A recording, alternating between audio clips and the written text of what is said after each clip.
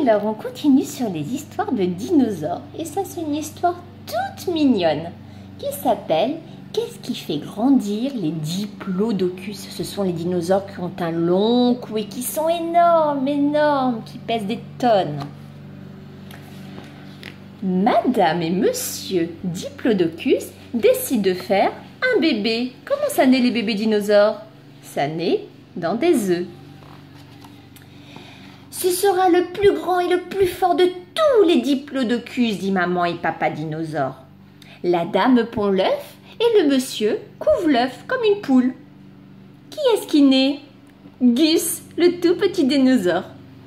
Les mois passent et Gus ne grandit pas beaucoup. Papa et maman dinosaure observent leur enfant d'un œil sévère. Mais pourquoi il grandit pas celui-là? C'est bizarre. Pour que Gus devienne le plus grand et le plus fort de tous les diplodocus, son papa lui donne de la soupe. De la soupe, beaucoup, beaucoup, beaucoup, beaucoup de soupe pour grandir.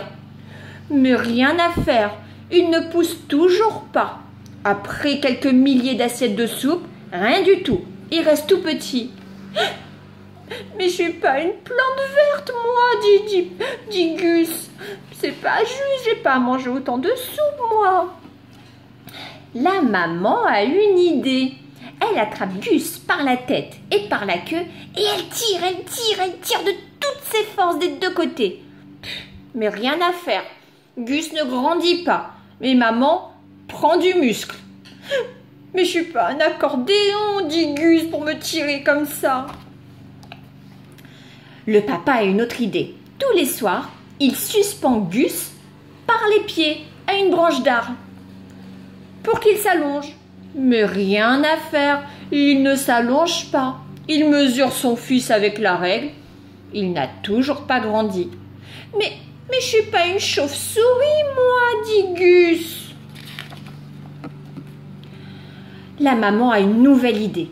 Elle essaie d'aplatir son fils avec un rouleau à pâtisserie. Vous savez, le rouleau pour faire le pain. Mais bien sûr, une fois de plus, ça ne marche pas. La Gus se met à pleurer. Mais moi, je n'ai pas de la pâte à modeler, ni du pain pour qu'on m'aplatisse. Oh là là là là là là, il a un gros chagrin, Gus, le pauvre. Papa et maman, ils sont tous surpris. Tout d'un coup, ils prennent Gus dans leurs bras et le serrent très fort pour le consoler, pour lui demander pardon. Le papa lui fait un câlin, la maman un bisou et tout d'un coup, il se produit quelque chose d'extraordinaire. Vous savez quoi? En quelques minutes, le cou de Gus prend 10 mètres et il grossit de 5 tonnes. Il devient aussi grand et aussi fort que son papa et sa maman. Et oui, pour faire grandir les diplodocus, la soupe, l'exercice, c'est bien. Mais des câlins et des bisous, c'est encore mieux.